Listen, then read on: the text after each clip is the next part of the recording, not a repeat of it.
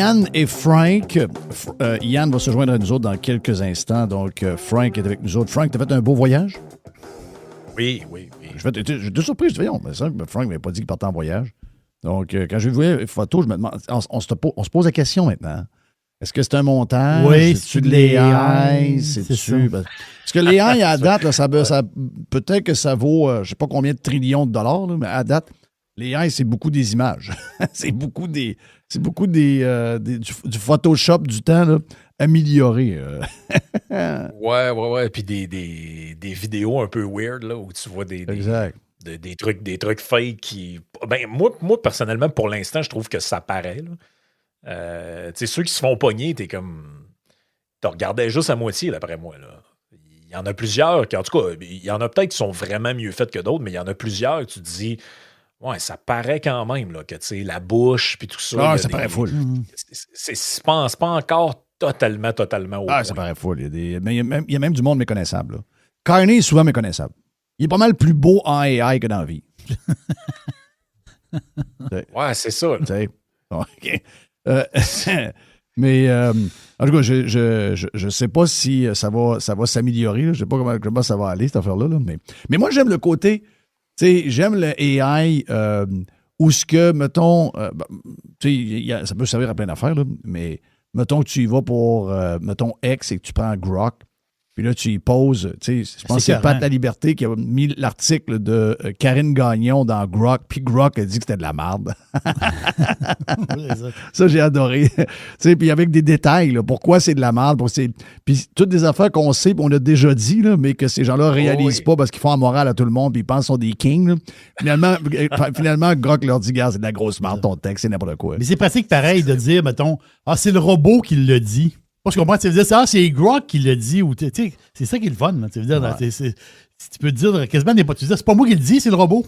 Hey, faut que je te pose une question, parce que en dehors de. Avant qu'on commence à faire le podcast, dit hey, les chiffres, quand on regarde les chiffres, les stats de nos podcasts, quand on fait des sujets comme le municipal, c'est bon rien. OK? Les gens ne s'y intéressent pas.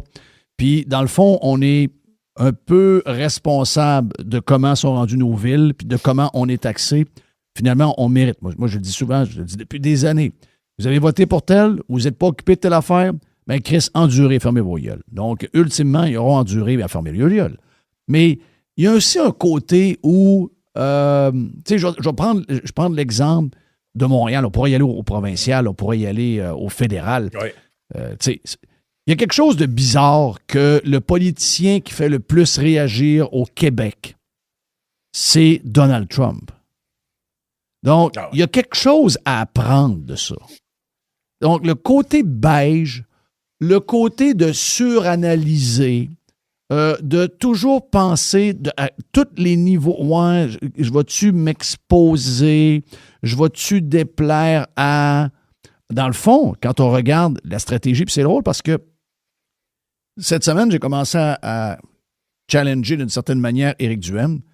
Je trouve que Éric Duhaime est sur le cruise control depuis Arthabasca, puis ça m'énerve. Parce qu'il y a une opportunité d'aller loin à la prochaine élection. Et si c'est bien fait, il peut même se ramasser dans l'opposition. Parce qu'il y a une chance de rattraper le Parti libéral. Parce que moi, je pense que Arthabasca est beaucoup... En tout cas, dans le Québec francophone, Arthabasca est beaucoup plus représentatif qu'on pourrait le penser. Mais il faut qu'il soit sérieux. Il faut qu'il y ait une équipe. Il faut qu'il trouve des gens compétents, surtout en économie, dans certains secteurs, qui vont lui donner la crédibilité. Puis l'autre chose, il faut qu'il arrête de réagir à l'actualité. Soit des gens qui parlent de lui, mettons quelqu'un de QS qui fait mention d'Éric Duhaime, il sent le besoin de réagir. Si il fait parler de lui, mettons, par quelqu'un du Parti québécois, il sent obligé de réagir. Et ce qu'on comprend de Trump, et ce que Éric ne veut pas, puis je sais qu'Éric a une tête de cochon bien plus qu'on pense, Éric ne veut pas comprendre. Premièrement, il n'est plus dans les médias. Si un jour il veut être dans les médias dans 5 ans, dans 10 ans, dans 15 ans, à ce moment-là, il sera dans les médias. Mais là, il n'est plus. Là, il est chef d'un parti politique. Il n'est plus là pour analyser ou commenter l'actualité. Et il n'est pas là pour réagir.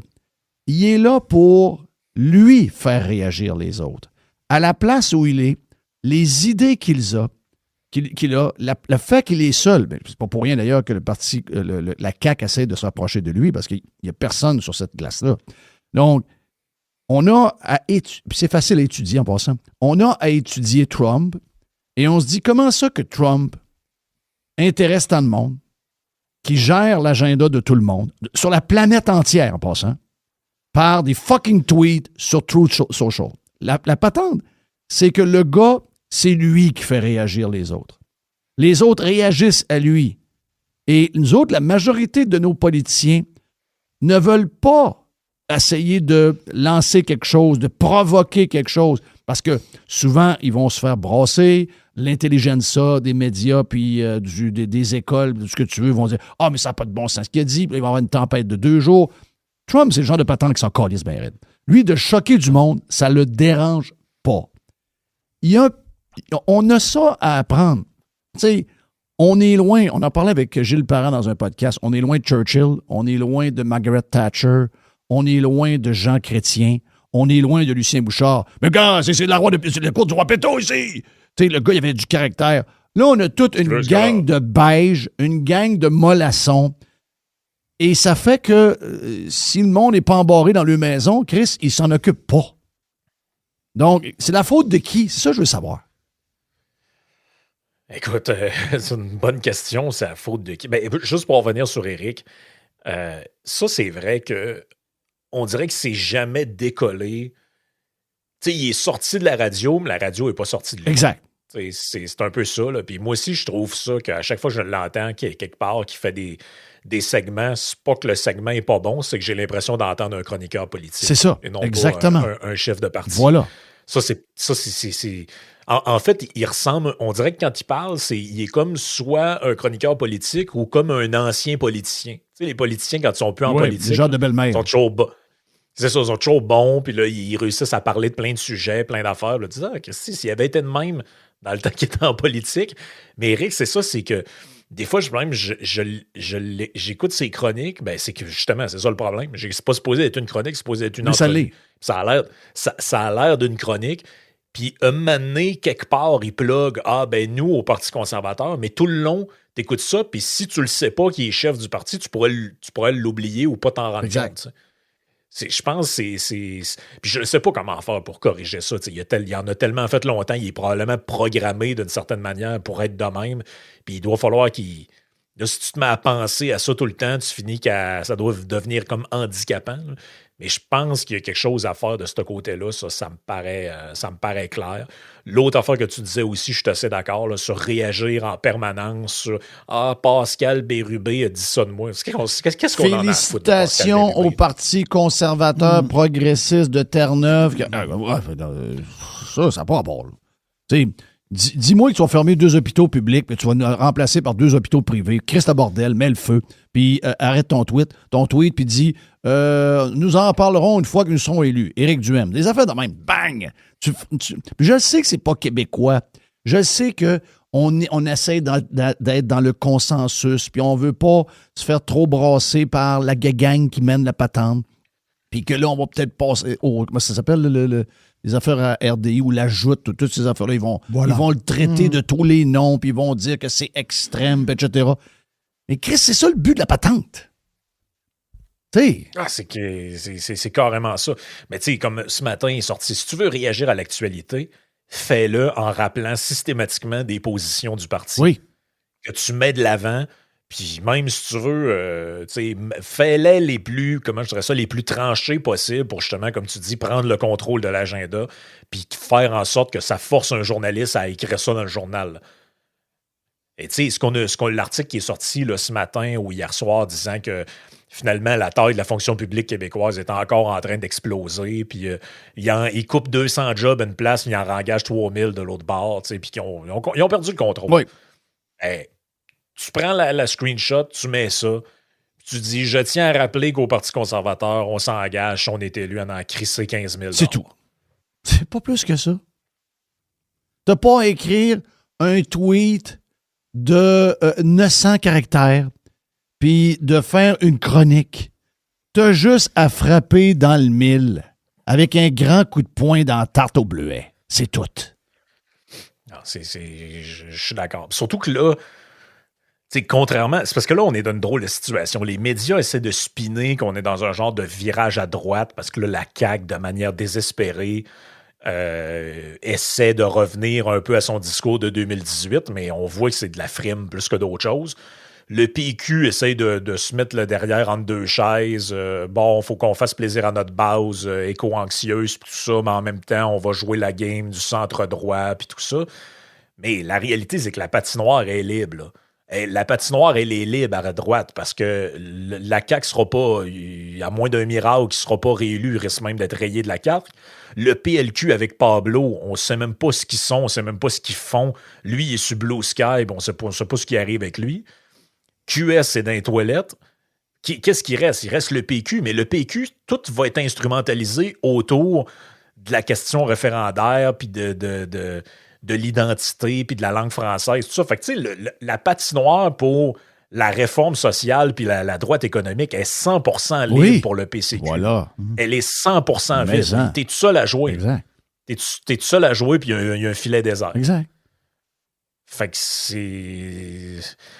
Moi, je pense qu'il y a de quoi à capitaliser là-dessus. Puis le fait que le gouvernement, sont comme en train de valider tout ce qu'il dit, finalement. Parce que au final, Legault, ce qu'il vient de faire, c'est qu'il vient de nous avouer que son plan qu'il y a depuis 2018, c'est de la merde, puis il aurait dû prendre celui à Duhem. C'est ça. Ben là, ce que tu dois faire, c'est expliquer aux gens qui doivent préférer l'original à la copie. T'sais, si tu veux... Ou encore, c'est le temps de pousser quelques idées encore plus loin que jamais François Legault va reprendre. Exact. Ben oui, t'as pas le choix, parce que tu sais, ce qu'il essaie de faire, c'est un peu ce que Carney a fait à Poilievre. Tu piques les idées, puis là, tu essaies d'y enlever le mais là, Poilievre fait quoi, là, en ce moment? Poilievre, il s'en va plus loin. Tu sais, quand il dit qu'il lance une offensive contre l'équité au gouvernement, la diversité et l'inclusion, et que le gouvernement doit engager uniquement et seulement des gens qui sont compétents à un poste précis, puis qu'il n'y a plus d'histoire de couleur, de c'est un monsieur, madame qui est menstrué, puis non, c'est terminé, ça, là. Terminé. Donc, ça, c'est quoi qui a fait ça? C'est qu'il s'est rendu compte dans la dernière campagne que, oui, il était conservateur, mais pas assez, parce que Carney a pu aller y voler ses idées. Donc, OK, ça veut dire qu'il faut que j'aie une place qui... Ben, on a un laboratoire. Trump, c'est un laboratoire. On est chanceux. Il est en train de défricher la place au complet. Il passe à la tronçonneuse-batteuse avec ça. Là. Donc, suivez la patente. Mais on a comme peur. On a comme, je sais pas, il y a comme un côté de nous autres. Je sais que tu disais que les chiffres des municipalités sont... Quand on parle des élections municipales, c'est terrible. Quand on regarde les statistiques d'écoute, mais en même temps, moi, je pense pas qu'il faut arrêter. T'sais, si on doit convaincre 10, 15 par jour que c'est un sujet important, que c'est notre mission un peu de le faire. Mais d'un autre côté, je me dis, moi, je parle souvent de Montréal avec des gens autour de moi, j'ai beaucoup de gens de Montréal qui sont complètement désespérés de ce qui se passe à Montréal. Parce que ça manque de leadership. Parce que c'est pas juste le fait que c'est quelqu'un de pas connu et de pas connu et de pas connu. Ça n'a rien à voir. Quelqu'un qui n'est pas connu, s'il a de la drive, puis s'il est bon, vous allez voir qu'en dedans de 2 semaines, dans l'époque où on est, il va devenir connu assez vite. Ça n'a rien à voir, ça. La notoriété avant, là, ça... Il n'était pas connu, le communiste à New York. Il était zéro connu. Il s'est fait connaître. Il était zéro connu. Il s'est fait connaître en jouant le vert, puis il l'a fait. Mais vois-tu, lui... Il est extrême. Il est extrême dans le bout qu'on n'aime pas. Mais il n'a pas peur de rien. Puis pas peur de rien. Je sais que c'est plus facile de ne pas avoir peur de rien quand tu es à gauche. Puis c'est plus dangereux à droite. Mais Chris, il ne faut pas penser de même. Mais si ce gars-là avait foncé avec ces idées-là en se disant hey, il faudrait quand même pas que le New York Post ou le Wall Street Journal fasse un article contre moi. Hein? Je vais faire attention à ce que je dis, je vais essayer d'être plus modéré. Ils ne pensent pas à ça, eux autres. À la limite, ils pensent qu'ils comprennent que c'est bon pour eux autres. Si t'es un gauchiste de New York qui tripe sur ces niaiseries-là, qu'un journal de droite fesse sur ton candidat, tu trouves ça bien grave? Regarde, c'est ce qui est arrivé la semaine passée. Quand il est arrivé l'histoire des filles, moi, je l'ai entendu, la déclaration de Stéphane Lachance. Il a dit... Bruno Marchand m'a dit de quoi? Il y a une trollée de filles de 30-35 ans qui courent. Ils ont tous des chandails sur le dos. Il y a une gang de fillettes. On dirait quasiment un concours on dirait un pageant de Miss quelque chose. Tant mieux pour lui. Mais je veux dire, c'est une observation. Donc, moi, je pense qu'il s'est excusé. Il n'a pas besoin de s'excuser. Il a juste fait une observation. Il n'y avait rien de mal là-dedans. Que les médias ont décidé, puis que les autres ont décidé que c'est une patente de monon. C'est lui le problème eux autres. C'est pas le problème du monde. Mais ce que j'ai dit à Stéphane, j'ai dit, Steph, il y a une affaire. Karine Gagnon, elle vient de découvrir que tu existes. Elle est sur ton dos. Et que Karine Gagnon te frappe à chaque 2 jours sur peu importe le sujet qu'elle va trouver. C'est une crise de bonnes nouvelles. OK? Ben oui. C'est une bonne nouvelle. Go! Ah ouais. Ben let's go, on continue. Un autre, puis un autre, puis un autre. Ah ouais, choque-les. Ben moi, j'ai l'impression qu'il y a un sondage interne léger, ou je ne sais pas trop, qui circule, qui n'a pas encore été sorti, qui est soit numéro 2 ou pas loin de l'être, parce qu'elle a comme lâché Ahmad pour taper sur lui. Oui. Elle protège même Ahmad. Mais là, c'est. Je veux dire, à moins qu'elle soit vraiment déconnectée de la réalité, ce que je pense pas, moi, j'ai l'impression que ça veut dire que. Elle c'est pas compliqué. Elle est là pour valoriser le régime en place. Fait que ceux qui le menacent le plus, ben, c'est le deuxième en liste, puis c'est sur lui qu'elle va taper. Au début de la campagne, c'était Sam Ahmad à tous les jours, puis là, on est rendu sur la chance. Ce qui veut donc dire qu'il y a eu probablement un changement de tendance quelque part ou à Cassan qui les données montrent qui est en montée. C'est clair que si t'es Sam Ahmad... Ça peut juste être ça. Oui, c'est sûr que c'est ça. Elle parle pas de Claude Villeneuve, elle parle pas des autres. Là, fait que c'est lui qui dérange. Non. Puis, je pense que Sam Ahmad, s'il dit ça, il est en crise. Il s'ennuie de se faire frapper par Karine Gagnon. Il dit, elle est rendue qu'elle me protège. Là, ça veut dire que ça va mal. Là, ça va vraiment mal. Si elle est rendue qu'elle me protège et qu'elle me défend, ça va vraiment, vraiment, vraiment mal. Non, ça va vraiment mal. Qu'est-ce que tu penses que, d'après toi, est-ce que, si, mettons, il y a un sondage léger qui sort dans 2 jours, en fin de semaine, et que Stéphane Lachance a pris 4 points et que Sam a perdu 3 ou 4 points, est-ce que tu penses qu'il finit la campagne?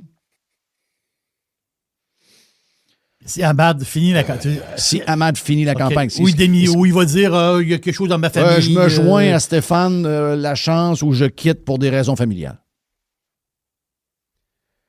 Il va pas joindre. C'est une bonne. Ouais, j'ai l'impression qu'il a l'air à rien vouloir savoir de faire une alliance. Moi, je pense que.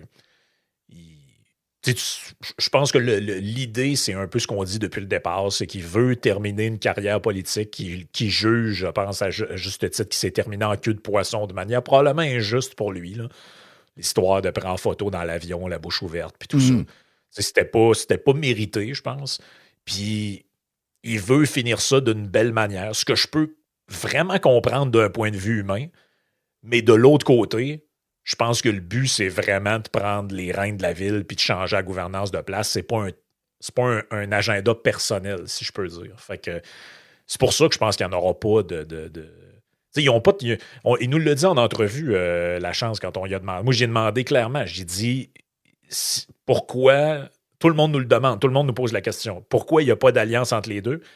Puis il nous a dit, on s'est rencontrés, puis ça fait pas. Il n'y a pas de chemin possible. Il n'y a pas de chemin possible d'un bord. On n'est pas capable de s'entendre sur rien de commun. Non, c'est ça. Il n'y a aucun point. Moi, je pense pas, je ne suis pas d'accord avec ceux qui pensent que remplacer Marchand, c'est un projet politique. C'est pas un projet politique. Sinon, tu tombes dans l'éternelle rengaine de « Ah, faut qu'on se mette ensemble pour sortir les libéraux. Ah, faut qu'on se mette ensemble là, pour sortir ça donne le la CAQ. » Ça donne la CAQ, ça donne un autre. C'est toujours... Ça aboutit à jamais rien de bon, ça, ces affaires-là. Fait que, tu sais, rendu là, chacun présente son programme puis que le meilleur gagne, là. Moi, les histoires de on s'aime plus, puis là, on va se mettre ensemble, puis l'autre se retire, puis baise ma bague, puis prosterne-toi devant moi. Tu sais, ce moment donné, là... Puis en plus de ça, on oublie une chose, c'est que ces partis politiques-là, ils ont des membres, puis il y a des trucs qui ont été votés dans des congrès. Tu peux pas, quand t'es le chef, arriver contre les membres, puis dire n'importe quoi, puis dire les membres, ils nous ont dit qu'ils voulaient que ça continue, puis qu'on sortira pas. Mais fuck les membres, moi, je me rallie aux autres. Oui, c'est ça. Voyons, ça marche pas, là. C'est pas des bénéries, là. On chiale sur la démocratie. Ben, quand il y a des partis qui respectent la démocratie de leur propre parti, je pense qu'il faut le saluer, là. Plus de Yann et Frank. 1 heure dépassée sur la version Prime de Radio Pirate. On vous attend. Première semaine, c'est gratis.